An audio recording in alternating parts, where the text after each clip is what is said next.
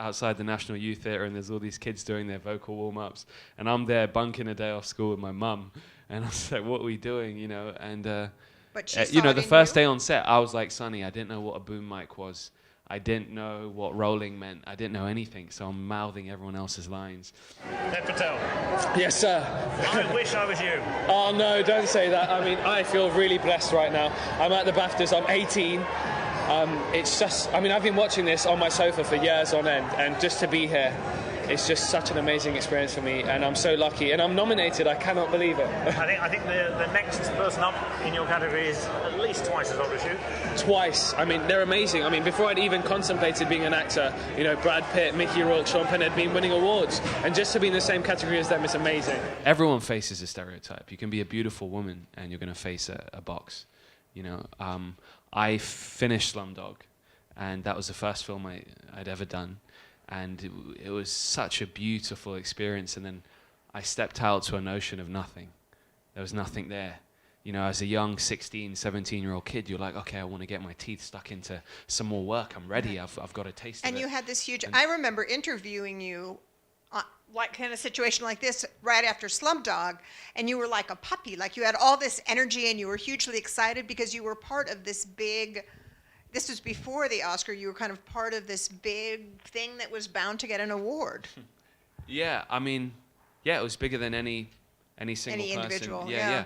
And you know, from there was nothing to follow it up with, and so there was a choice: do I not work, or do I try and work and take what's out there, so I can keep the tools sharp, so I can learn about the craft? And I chose the latter. And I thought my motto was going to be to sometimes the only way to break the mold is to take it on, you know. And slowly, as you're in that space, you can inject a difference. And with each role I've done, I've tried to shift the bar a little bit. And the BAFTA goes to Dev Patel for Lion.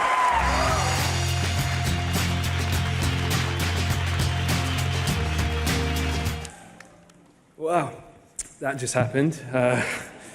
Words. Oh my God, this is so overwhelming. You know, I sat at home and watched this with my family who are here with me tonight, and it's just such an overwhelming feeling. Mum, Dad, Gomel, I love you guys so much. This is a film about family, about a love that transcends borders, race, you know, color, anything. And you guys are my driving force. Dev Patel, Best Supporting Actor for Lion. Congratulations. How are you feeling? Oh man, I was saying earlier, a bit wobbly, I guess. Yeah. Trying to digest it all. I know, it's fantastic. You were nominated for Slumdog Millionaire back in 2009. Now you're a winner, and rightfully so. Did you have an opportunity to meet Saru before you began filming, or did you choose not to? I did. Actually, the first scene I shot in the movie was the last scene. Wow. You know, like the biggest climax of the film, so I didn't get a chance to because we were filming in India. Okay. And then sorry, my voice is a little wobbly. I'm trying to contain it. That's all but right. Then we went to Australia, and that's where I met him, and we had breakfast together, and it was very, very special. Okay. Yeah. Nicole Kidman on the red carpet earlier on was just saying that she thought it was great that now you've grown into a leading man. Oh man. And to have her support and work with an actress with her experience, that must have been wonderful as well. Oh man, it was. You know, it's quite mind-boggling when you think about it, that you're going to be sharing a screen with, you know, the one and only Nicole Kidman. She's a real screen icon, and she's been nothing but gracious and warm and welcoming, and you know, to have a front row seat to watch her perform in those scenes is something that I'll never forget.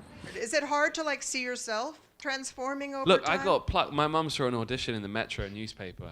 Pardon me? Oh yeah, I know. So that's how I got in Skins, you know, queuing up outside the National Youth Theatre, and there's all these kids doing their vocal warm-ups, and I'm there bunking a day off school with my mum, and I was like, what are we doing, you know? And But she you saw know, it the in first you? day on set, I was like Sonny, I didn't know what a boom mic was. I didn't know what rolling meant. I didn't know anything, so I'm mouthing everyone else's lines. And you're swinging wildly. You're still doing pantomime in school, so you're like, it's kind of every line was injected with crazy excitement, happiness, anger. So every emotion I could cram into that, I would try. Right. And you know, it was great because a lot of us were in the same situation, and there were some great actors. like Nick Holt and Joe Dempsey, who we all looked up to, had done it. Right. And they led us, but we were all friends. It was lovely. I'm curious because you've really acted with all of these great people. If you look at all the best Exotic Marigold Hotel, if you look, can you talk about the lessons, Jeremy Irons and The Man Who Knew Infinity, what lessons you've learned along the way from your coworkers? Yeah, the main thing is, to remain curious. Like you do those Marigold films, and we're in the sweltering heat of Rajasthan. It's really brutal, and Judy, Maggie, they're always asking questions. They have such a great sense of humor. The second one was the biggest joy for me because I'm completely. There's no sense of personal space with Richard Gere. I just could get to be all over this dude, and he's got these tendencies with this character, and I really enjoyed just like touching this silver fox, and the Pretty Woman theme tune's playing in my head every time he walks on set. But he's not really like that. No, he's cool. He's really cool, Uh-huh. and my mum came and she would spy on him because he would meditate every morning from his. We're in this big property staying, right. and she's like, "Mum, what are you doing?" She's like, "Richard." And I got to spend the whole film with Maggie, and Maggie is just a beautiful creature. And I met her, and I play the most hyperactive creature known to man in that film. Right. Even in between takes, I take that on, and I'm You're like a kid bouncing. with Tourette's. I'm like, woo! And Maggie,